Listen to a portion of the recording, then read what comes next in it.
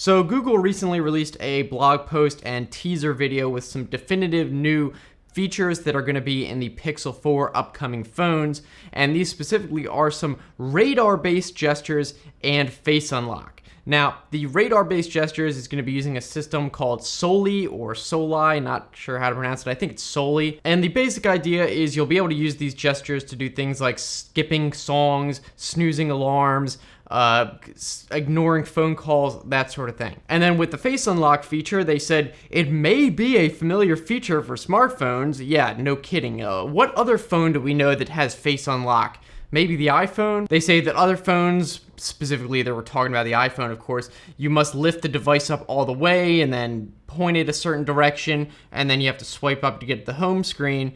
But they say with the Pixel 4, it'll detect when you reach for it and then proactively turn on the face unlock sensors so that it opens as you pick it up. And I'm not sure how that's going to work. I'm assuming it's also going to be using maybe the same radar sensor or just optical to maybe see if your hand moves in front of the thing, or using gyroscopes. But this is not even really unique. The iPhone already has a raise to wake feature, so I'm not really sure how this is being engineered any differently. Now, as for the radar gestures, I think this could be either really cool or completely pointless depending on how it's implemented.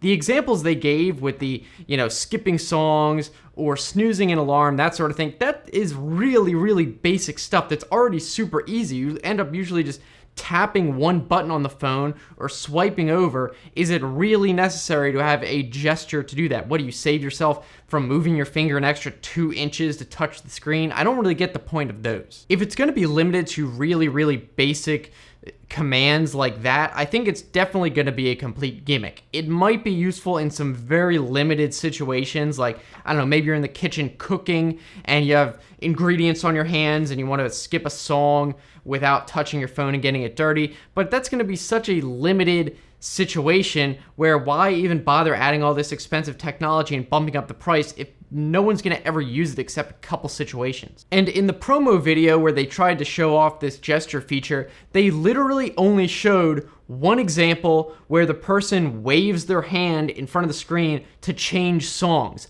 I mean, what a boring example. That does not show off anything cool at all. I mean, that's accomplishable with just a camera. Why do you need this radar thing? It's like, if you're gonna have gestures, maybe show them doing some weird gestures or creating gestures or something. Moving your hand from left to right to switch songs is such a boring gimmick. You could just swipe your hand 2 inches close to the screen and actually touch it to do the same thing. I don't get that. However, if they do add something like customizable gestures and customizable functions for those gestures, I think it might be great. For example, maybe I wanted to have a gesture where I hold up 2 fingers and then that will open Instagram, or hold up 3 fingers and that will open my email. And then you can kind of have like a quick launch bar in the form of gestures or something like that. And that way you don't have to kind of swipe through the home screen. That might be pretty cool. It's really easy to raise up 2 or 3 fingers or whatever. That might be something neat. But I really feel like it's going to be a limited set of predefined gestures, and that's going to be it. Because I don't really think that the AI is quite there yet to be able to take in any gesture you yourself create and then be able to interpret that reliably, because it would have to scan the gesture using radar, convert that into like some sort of 2D digital signature or something like that, and then on top of that be able to recognize it in the future in a way that's not exactly the same. You're not going to hold up your fingers exactly the same way every time, so I don't think the AI would be able to recognize, all right, this is close enough with something like that yet. I just don't see it happening. Maybe it's possible, but I doubt it. I really think it's just going to be these predefined gestures, probably going to be really limited. And I mean, if it's going to be such basic stuff as the video shows with just moving your hand from left to right, I mean, that's almost completely pointless. Like, what kind of gesture is that? If that's what they used in their demo, it's like, really? That's the best you had to show off? Come on, give us something a little bit more new. Of course, you never know. Maybe they will add this feature and it'll be awesome on release, but I highly doubt it, or else they probably would have showed it. Now, as for the face unlock, I would think this would be great, except apparently they're replacing the fingerprint sensor with this. They're completely taking out the fingerprint sensor. You have got to be kidding me. Now, I've been using the iPhone XS for about a year now. Before that, I had the iPhone 8, so I went from a fingerprint sensor to a Face ID, which I've been using for about the year, and I still do not like Face ID. I still strongly prefer a fingerprint sensor.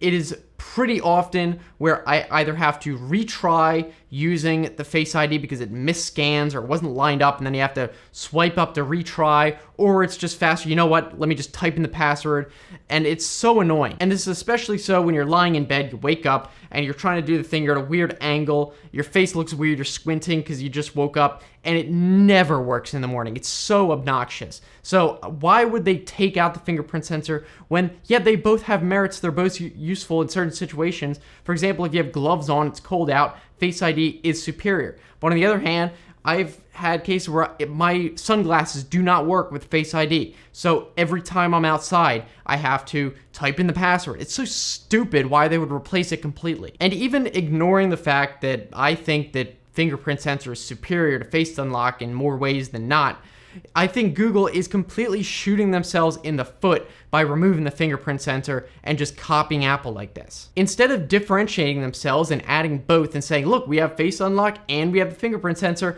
they're literally just saying, hey, look, we're like the iPhone now, please come buy us. Look, we copied the iPhone, buy us now, please. So what are regular people gonna think when they're trying to figure out what phone to buy? They're gonna say, well, I have the iPhone, or I have the Google phone, which is basically just trying to copy the iPhone. I may as well just get the iPhone. If they're just trying to copy it, I guess that means the iPhone's the best. And also, because Google keeps trying to copy Apple, they're always like 2 years behind.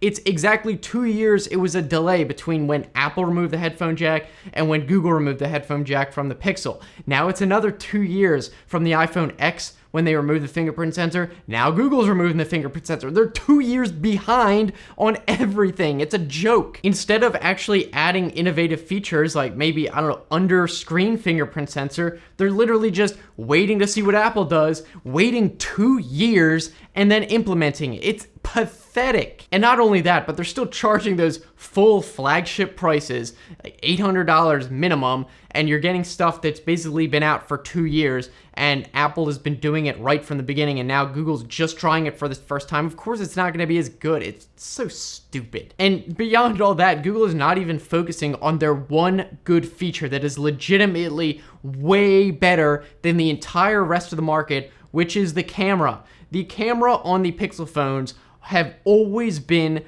leagues ahead of anything else in the market. iPhone is like a joke compared to the Pixel phone. They have the night sight, they have the software that is absolutely amazing. Google does that every time really well. I think if they really just focused on that, then that would be a real selling point. I don't even think people understand how much better the Pixel phone is at cameras than the iPhone, because everyone thinks, oh, iPhone has a good camera. It does, but it's not nearly as good as the Pixel. Now, I personally think that Google should stick to their more budget line that they just started, like the 3A. I have one of those. I think it's great. Yes, will be releasing a review on it. I know it's super late, but I will be releasing a review on it.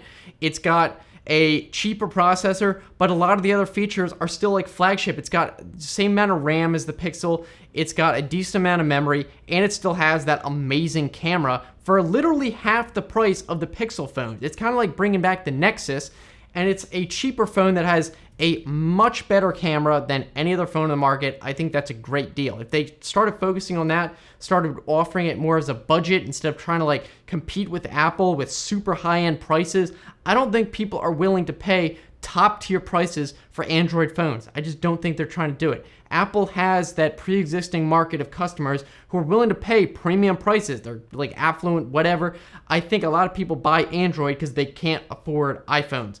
Now, that's obviously presumptuous. I know there's a lot of people who are power users who love Android phones for the customization, of course, but I think there's a lot more people who, if they are going to buy an expensive phone, they're probably going to buy the iPhone. But anyway, that's all I have to say about that. If you guys want to keep watching, I'll put some other videos right here you can click on. If you want to subscribe, you know the deal. I make a couple videos a week, so it should be worth it to subscribe. So thanks so much for watching, guys. I'll see you next time. Have a good one.